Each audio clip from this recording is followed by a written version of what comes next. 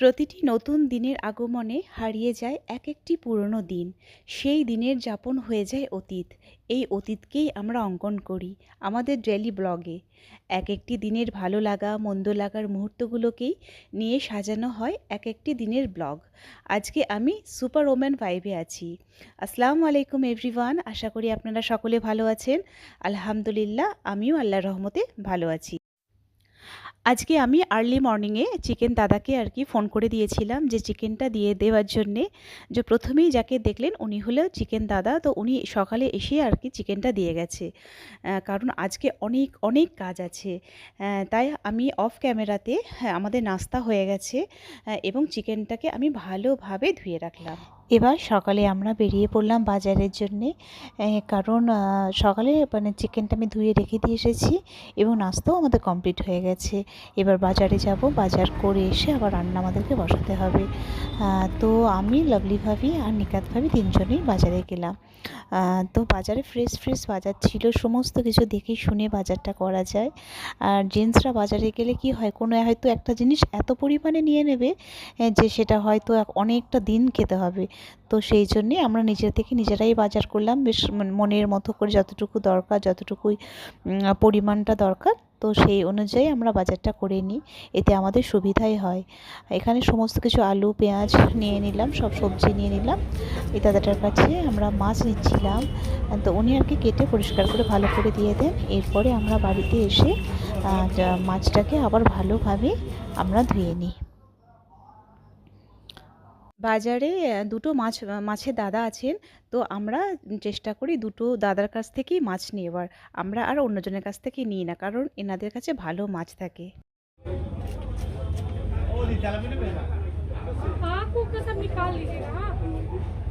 माथा छोटा नहीं होगा, 2 पीस करने से होगा। 4 पीस कर दीजिए। নিকাত ভাবি আর কি মাছের মাথার যে চোখ আছে না, ওই চোখটা থেকে ভীষণ ভয় পায়। তো তাই বলছিল মাছ দাদাকে যে আপনি চোখটাকে বের করে দিন। তাই আমরা একটু হাসাহাসি করছিলাম এই ব্যাপারটা নিয়ে। তো একসাথে মিলে সব ফ্রেন্ডসরা একসাথে মিলে বাজারে গেলে খুব মজা হয়, খুব ভালো লাগে। তো আমরা যেখানে যাই একসাথে সবাই মিলে যাওয়ারই চেষ্টা করি। তো এখানে আর কি মানে ভুট্টা বিক্রি হচ্ছিল, তো আমরা নেব ভাবলাম। তো ভুট্টাগুলো দেখলাম, তো লাভলিভাবে একটু ছাড়িয়েও দেখছিল যে কীরকম আছে না আছে। তারপর লাভলিভাবে বললো যে না, এটা কিন্তু ফ্রেশ না, মানে ভালো হবে না নিলে। তো তাই আমরা নিলাম না। সবার হাতে মোটামুটি দুটো দুটো করে ব্যাগ আছে। ব্যাগগুলো যথেষ্ট ভারী ছিল। ভাবি যে অল্প অল্প করেই নেব প্রত্যেকটা জিনিসই, কিন্তু অল্প অল্প করে নিতে নিতেও মনে হয় এই সবজিটা ভালো, বেশ ওই সবজিটা, এরকম করে করে অনেকটা কিছুই নেওয়া হয়ে যায়। দেখতে পাচ্ছেন আপনারা ওই দূরে একটা ট্রলি আছে।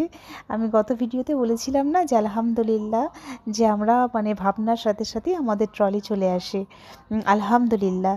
তো আমাদের ট্রলি পেয়ে আমাদের তো মানে বেজায় মুখে খুবই হাসি, আমাদের খুব খুশি যে আমরা ট্রলি পেয়ে গেছি।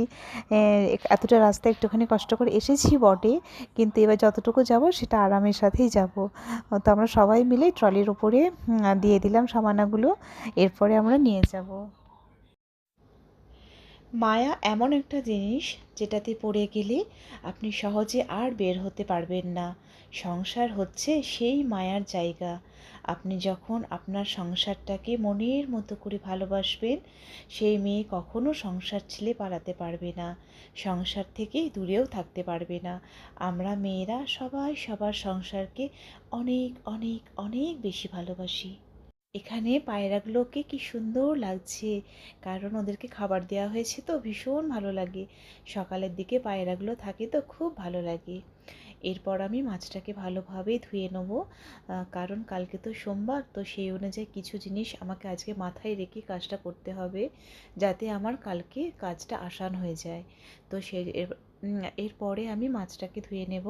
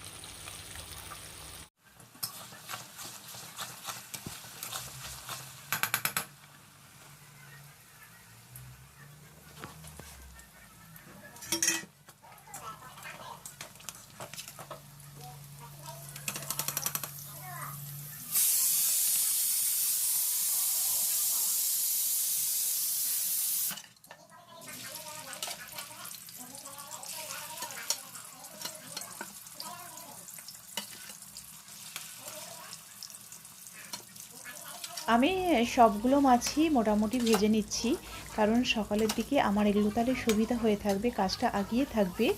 মাছের ঝোলও করে দিতে পারি বা মাছ আলুও করে দিতে পারি বা দই কাতলাও, দই মাছও যেটা আছে দই মাছও আমি করে দিতে পারি।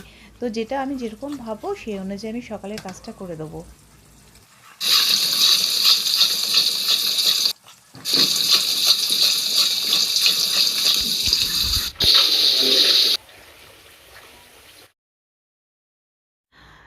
এখানে আমি একটু মাটনের আর কি মাথা রান্না করছি।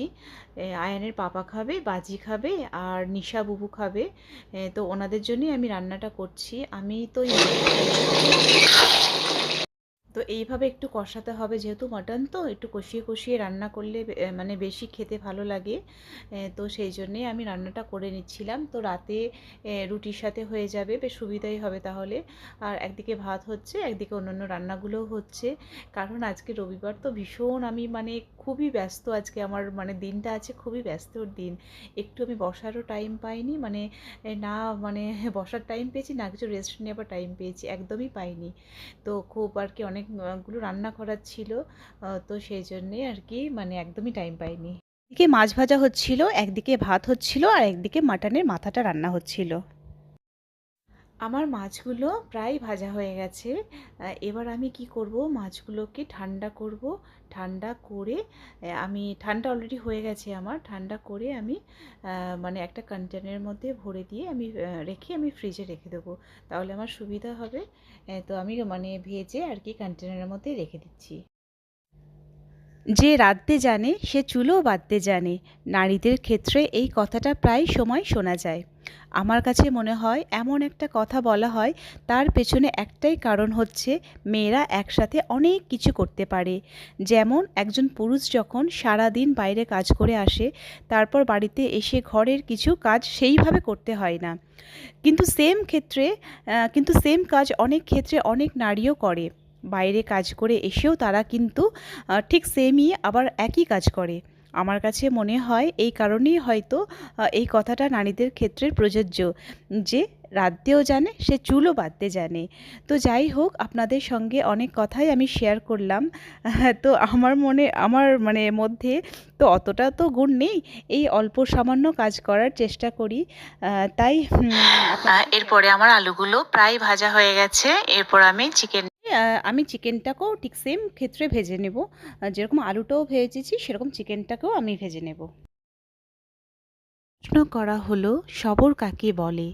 উত্তর আসলো, যখন তোমার চোখ অশ্রুতে ভরে যায় কিন্তু তোমার জবানে কোনো অভিযোগ থাকে না, আর মন সাক্ষী দিতে থাকে রব যা করেন সেটাতেই আমাদের কল্যাণ আছে। মনে রেখো আল্লাহ কিন্তু তাকেই পরীক্ষায় ফেলেন যাকে তিনি ভালোবাসেন। এই জন্য সবরের সাথে থাকো। আল্লাহ তোমার ইয়াকিনকে দেখেন, তিনি তোমাকে শাস্তি দেন না। তিনি তো তিনি তো বাস তোমাকে তিনার অধিক নিকটবর্তী করার জন্য পরীক্ষায় ফেলেন। এদিকে আমি চিকেন আলুটা করে নিচ্ছি। ওইদিকে আমি কচু শাক দিয়ে পোস্ত বাটা দিয়ে পোস্ত দিয়ে করে নেব। মানে 3টে গ্যাসে আর কি তাড়াহুড়ো করে আমি 3 ধরনের আর কি রান্না বসিয়ে দিয়েছি। তো এইভাবে আমি চটপট রান্নাগুলো করে নিচ্ছি। সঙ্গে থাকুন, দেখতে থাকুন।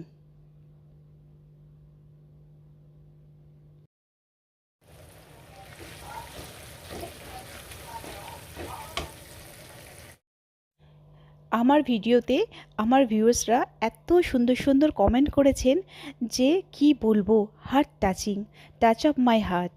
কারণ কমেন্ট পড়লেই বোঝা যায় মানুষের কতটা সুন্দর, সেটা কিন্তু প্রকাশ পায় তার ভাষার মাধ্যমে।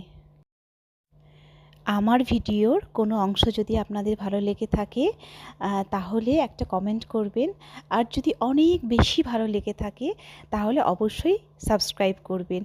আর যারা অলরেডি আপনারা সাবস্ক্রাইব এবং লাইক করে দিয়েছেন তাদের জন্য অনেক অনেক অনেক দোয়া রইল। আমি সবগুলো রান্না আপনাদের ঠিকঠাক মতো দেখাতে পারলাম না, কারণ ভিডিওটা অনেকটা বড় হয়ে যাবে, আর বড় হয়ে গেলে আপনাদের দেখতেও অতটা ভালো লাগবে না, তাই আমি ছোট করে দিলাম ভিডিওটা। তো আজকে রান্না করেছি চিকেন আলু। এই যে গ্রিনটা আছে সেটা হচ্ছে বাটা কদু শাক বাটা, আর এটা হচ্ছে আপনার কদু শাক দিয়ে আলু দিয়ে আর পোস্ত দিয়ে, আর এটা হচ্ছে সব রকমের একটা মিক্সড তরকারি। খুব ভালো লাগে মিক্সড তরকারিগুলো খেতে। তার সাথে তো স্যালাড ছিলই, আর ছিল মানে গরম গরম সাদা ভাত। আজকে অনেক অনেক দেরি হয়ে গেছে আমার খেতে, অনেকটাই দেরি হয়ে গেছে, কারণ আজকে বাজারে যাওয়া হয়েছিল, তার উপর একা হাতেই কিন্তু সবগুলো রান্নাগুলো করতে হয়েছিল, তাই আজকে বেশ অনেকটাই দেরি হয়ে গেছিলো। ঠিক আছে, এরকম তো মানে বেশ ভালোই ছিল, সবাই মিলে বেশ খাওয়া হলো, খুব ভালো হয়েছিল। তো এখানেই আমি আমার ভিডিওটা শেষ করব।